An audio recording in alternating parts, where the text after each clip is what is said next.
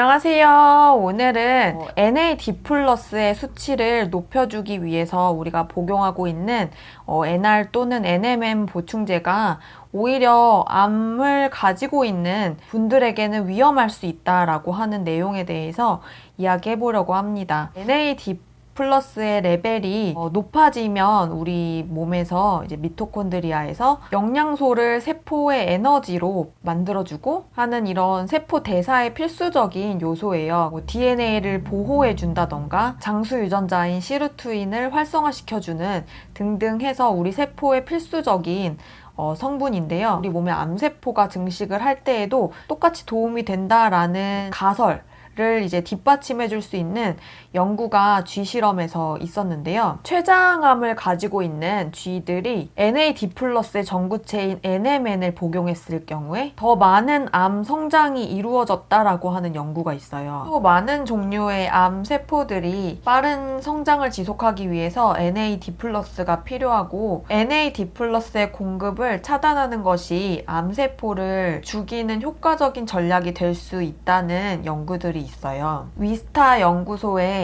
루강장과 그의 동료들은 노화가 시작되는 세포에서 NAMPT의 수치가 증가하는 것이 염증, 더 나아가서는 잠재적으로 종양분자의 방출을 촉진한다는 것을 발견했다고 하고요. 대장암이나 난소암, 유방암이나 전립선암 등을 포함해서 여러 암을 가진 사람들에게 NAMPT의 수치가 증가하는 것이 보고되었다고 해요. 동물과 세포의 연구에서는 NAMPT를 억제해주는 약물이 암세포를 죽이거나 다른 암 치료제를 도와줄 수 있다라고 하는 가능성을 보여주었다고 해요. 또 2016년에 세인트 워싱턴 의과대학에서 공격적인 형태의 뇌암의 종류인 교모세포종에 대한 연구가 있었는데요. 교모세포종을 앓고 있는 사람들을 연구한 내용에서 NAMPT의 수치가 높은 종양을 가지고 있는 사람들이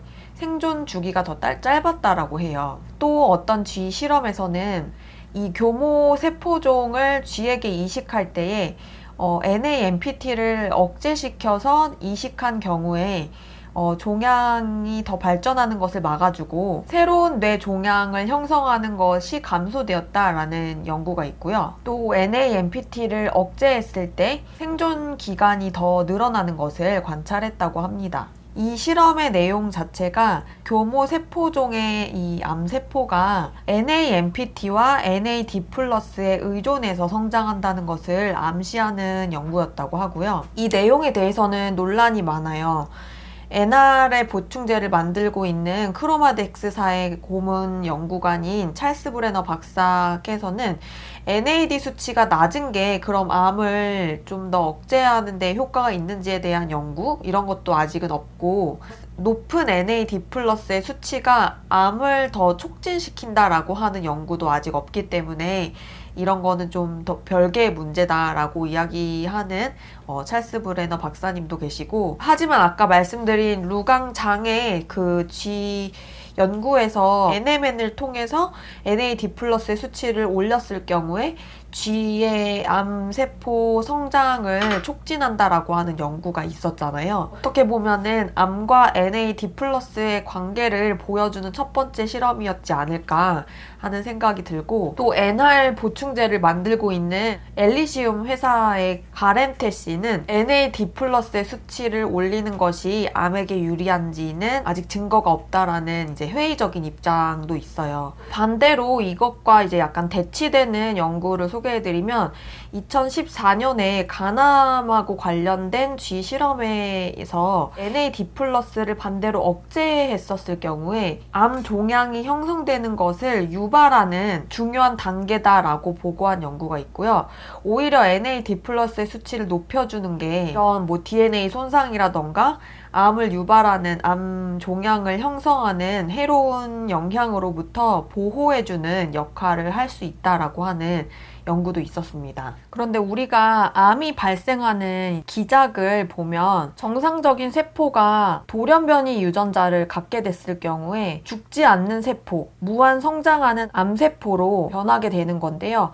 이렇게 이제 돌연변이로 바뀌지 않게 손상된 DNA를 잘 복구해주고 올바르게 수리해주는 역할을 하는 게 또 NAD 플러스의 역할이기도 하기 때문에 암이 걸리지 않은 상태에서는 NAD 플러스의 수준을 높여주는 것이 암 유발을 억제해주는 역할을 해줄 수 있다라는 것이 우리가 좀 생각해 볼 문제인 것 같아요. 그래서 아직 사람의 연구에 있어서는 밝혀진 것이 없기 때문에 확실하진 않지만 그래도 이제 쥐 실험에서 그런 연구가 있었으니까 암을 가지고 있는 분들이 이 NMN이나 NR을 복용하는 것은 좀 조심스럽게 생각하셔야지 될 것 같고요.